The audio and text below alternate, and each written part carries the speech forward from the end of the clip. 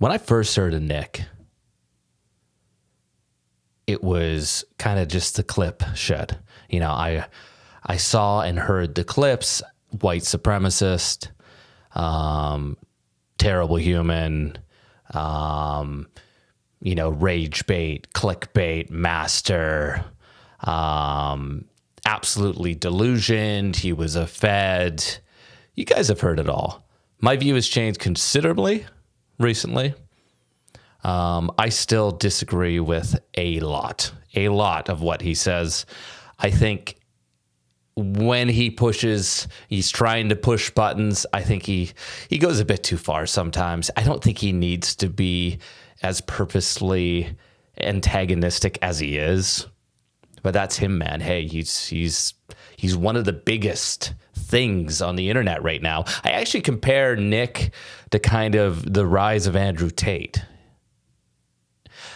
in a way that he's pushing so far past the boundaries that it's actually just it's almost loops back around in a circle. It makes all the real far out there people really support you, but it like comes back around to like just regular people are like, yeah, sometimes I think shit like that. And this guy's saying it. And I like that. But so Nick's been doing the round. He did He's been doing he did Tucker Carlson. He's spoken to Candace. He's obviously doing his own show. Dave Smith. Who else? He was on Bradley's show. He's kind of been making the rounds while still doing his live show on Rumble. But he did Piers Morgan recently. And I truly think that Piers thought while this interview was happening, it was about an hour long. I watched the whole thing. I think Piers thought while this was happening that he was like really getting Nick. I think he thought that he was like, I'm the guy who's going to call him out on his shit. You know, he kept saying this isn't a gotcha thing, but I mean, literally the whole thing was him just bringing up like clips from 10 years ago, 5 years ago, completely out of context and saying, why did you say this? Explain this. Are you a racist? Are you a misogynist? All this stuff. And what ended up happening was Nick literally was just like, yeah, I'm kind of a racist about some stuff. Yep, I'm a misogynist. Yeah, I don't think women should vote. Yeah, I should do this. Oh, Piers, at one point, Piers is like, have you even had sex? Nick's like, absolutely not. And then Piers is like a 65-year-old man started attacking Nick. He started attacking Nick like, you haven't had sex and you're going to talk about women? Like he was like, oh, it was bad. It was bad. Piers Morgan looked like a complete clown.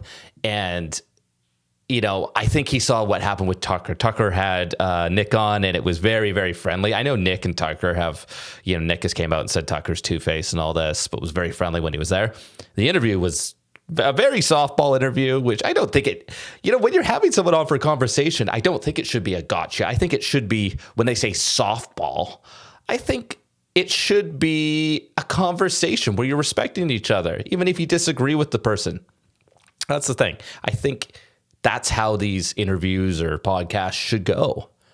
You know, if something gets brought up in there that really rubs you the wrong way, sure, you can get a bit elevated, but you talk it out like grown adults. Anyway, I'm getting off track here. So back to the Piers Morgan thing. Piers had all these he thought of gotcha moments. Like he even went as far as bringing one of his UK pals who's Jewish to like talk about his book he wrote, because his friend's parents had been killed in Nazi Germany. Like very sad, horrible, horrific shit. But Nick kind of, in some way, just sort of rolled off him. He's got that sort of Donald Trump-esque Teflon man, like nothing sticks to him. He just literally was like, at some points, yeah, I'm a racist. He even dropped the N-word on the show. And he's just more popular. So what is that? What is that? Have we pushed so far to the left that now when someone is so far, I would say too far to the right, not even the right, just too far extreme. Is that now what we want? Because we've overcorrected so far this way. Now we're overcorrecting too far the other way. I don't know. I think Nick is an extremely intelligent guy. I think a lot of what he says is in jest. I think a lot of what he says is to get the views, to get the clicks, because he's already hated. I mean, if Nick came out now and said, you know what, I apologize for what I said about women, what I said about Jewish people, what I said about black people. We came out and said, I'm really sorry. That was racist. That was anti-Semitic. That was misogynistic. People would still hate him. And he would have less of a cult following and he would make less money. I know he says he's banned from the banks and all that, but come on, he's making money, man. He is making money, a lot of it.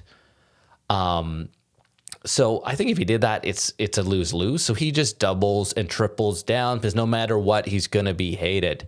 He's not running for office. I know at some points he said, yeah, I would have political aspirations. He's not. It's just not happening. He's too polarizing.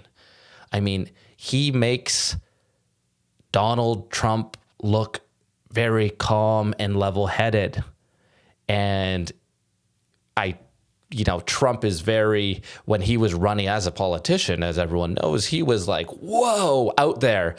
But Nick Fuentes is, if Trump was here, Nick Fuentes is off. He's out of the camera, right?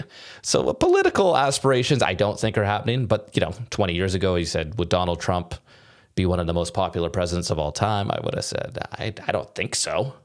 I don't think so, but I don't know. I wouldn't have laid the chips down on that, but it happened. And he is probably, hate or love Donald Trump. He's one of the most polarizing and influential and loved presidents of all time. But anyway, back to Nick. I don't think anyone's going to get this guy. I don't think there's going to be that gotcha moment. Piers tried. It failed miserably.